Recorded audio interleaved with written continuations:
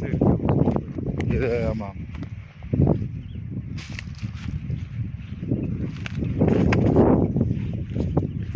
இந்த பவுண்டரி தான், இதை தான் சொல்கிறேன். இது வேலி இருந்துச்சு இங்கே. இங்கே தான் இருக்காது. சென்ட்ரல் பார்த்தா அவர் தான் நேற்று போய் பார்த்தாரு. இது அளந்தீங்களா 100 அடி இருக்குமா? அவன் கணக்கு போட்டு வச்சுருக்கோம். நம்ம 100 அடின்னு தான்.